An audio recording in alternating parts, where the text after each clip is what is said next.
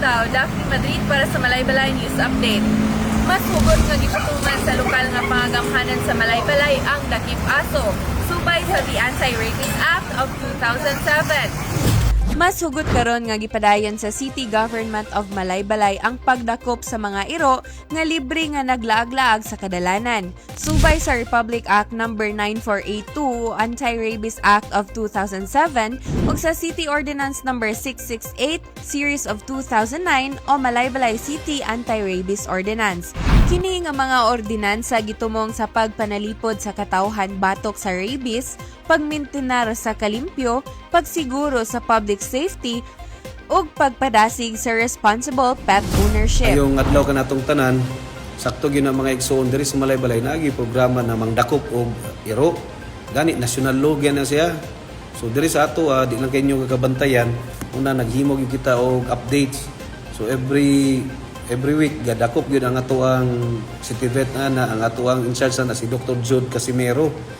Gani atong July 6 karong tuiga, barangay Patpat ug barangay 5, total na mga iro na impound is 23 ka buok. Nya ang na-claim is 5. Dayon ang gi-euthanize ana is 18 ka buok. Meaning gi-euthanize, gi-force gyud siya og patay. Amo mo ginay balaod gyud mga igsuon. Nya adto pong July 13 sa barangay 9, barangay 10 ug sa barangay Kasisang sa barangay 9 dito to sa market site. Total dogs na nadakop ana na impound is 21 ka buok. Gi-claim 5, isa gi-adapt. So nay 15 na euthanize. So mga igsuon, kani siya programa ni sa city alang sa sayuran sa taga Malaybalay na aggressive gyud ang Malaybalay. Pinagi sa ato ang uplan dakip aso na mangdakop gyud. Gani usay nabantayan sa atong mga personahe sa City Vet na kamulong dakop, muli kramo pa ang tagiya mo apas. So usay di na gid mabilin kay nakuha naman nasulod naman sa sakyanan. Pero ang ako ani mga igsoon is nantang makasabot ang katawan na be a responsible dog owner. Kay kung imong iro nas balaod na gyud na si mong tugkaran, ayaw gyud pasagdi na spoiled man gud ang katawhan. Amoy akong nabantayan na spoiled ang katawhan na nasa iro, yara gyud pasagdan maglatagaw, which is dili gyud ta na allow sa balaod. Di man sana nato pang bunalan, pang patyon, pang pusilon kay against man sad sa balaod. Isa ra gyud legal means ra gyud og legal way atong gigamit. Gidakop unya gi-impound, gitagaag chance na i-look up, magbayad og penalty kay gasto man po na dito sa city vet na impounding. Liguon pa ba na dito, shampoohan, sabunan, dayon pakanon. So di gyud basa-basa. Gani ang ganing injection ana para pagpatay ana mo gasto patag dako kayo ang bayal ni ana. So ambot lang gyud para nako magsinabtanay lang ta diri sa Malaybalay. Na mga iro, kuha na lang ninyo ro ihiktan lang gyud. Nya kung katong nalibang raman to na nadakpan, ayo sad pasagdi malibang, hikti nya isuroy nimo. Gani kana kay mismo gay ang taya na sa balaod gyapon imo ginang pudjuton gyud, kwaon nimo ilabay nimo sa insakto na trash bin. So alang sa kasayuran kung kita lang tanan mo subay sa balaod, hapsay mong ginta ang kadalanan. Pila ka buk ang nadisgrasyag mo to nakadasmag og kining iro niya mas grabing damage nangabaliag kamot, nangabaliag tiil. Sa balaod biya niya na ang kinsa tong iro na lao dito iya habi ang tato. Pero unsaon to man wa may moangkon pagkahuman. So mga igsuon magsinabtanay ta diri sa Malaybalay gyud mo ra gyud ang hangyo gyud isip mayor sa Malaybalay kung magsasinabot ta magamay-gamayan ang atong problema kay makunik man ni nato sa injection sa iro. Gadi nagmeeting mi gapon diri sa head sa Animal Bite Center si Ma'am Myla Manuel. Lisod gyud kayo kay nagkulang gyud ang budget sa city.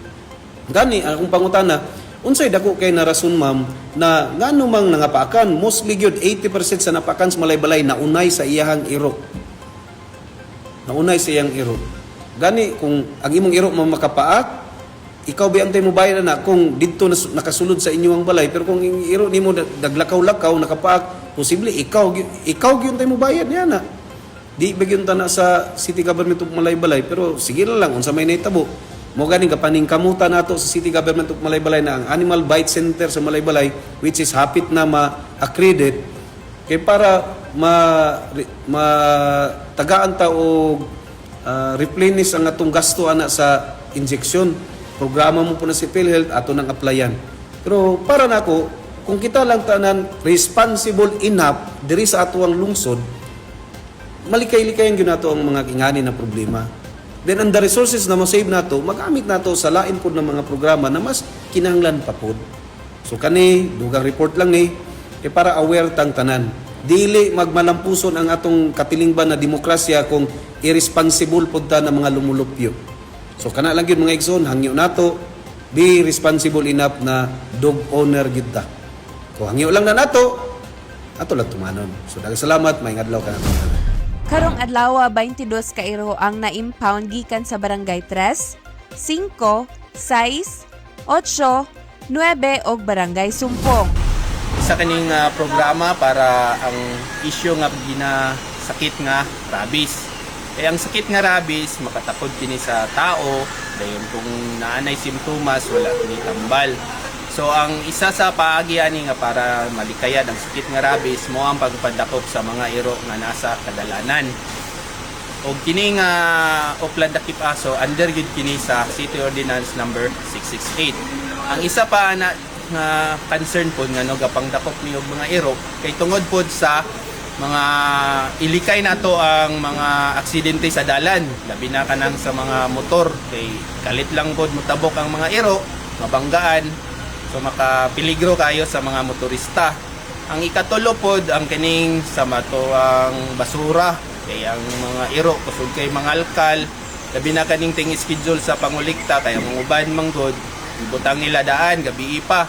So pagkaugma wa na hugaw na kayong kadalanan. So isa sa diapon na nga ginalikayan ani nga Oplan Dakip Aso. Pag human og dakop sa iro ibutang sa impounding area.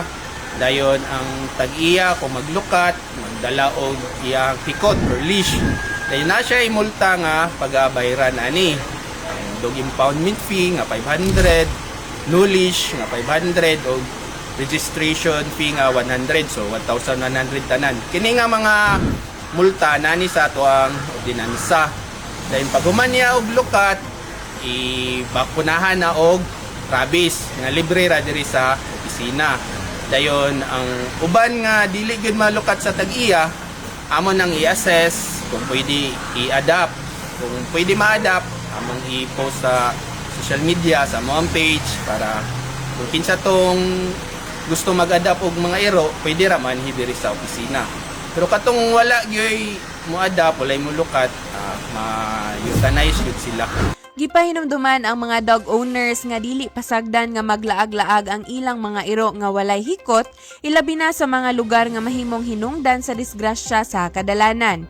Pinaagi sa hustong pag-atiman og responsableng pagpanag-iya sa mga iro, makatabang ang matag-usa sa paglikay sa rabies ug pagpanalipod sa kalimpyo ug kaluwasan sa komunidad. Ug mao sa ang update karong adlaw sa dugang pang mga balita mamahimo nga i-follow, i-like ang official Facebook page ug i-subscribe ang YouTube channel nga Mayor Warren Pabiliaran. Daphne Madrid para sa Malaybalay News Update. Mayong adlaw ug salamat ungkay.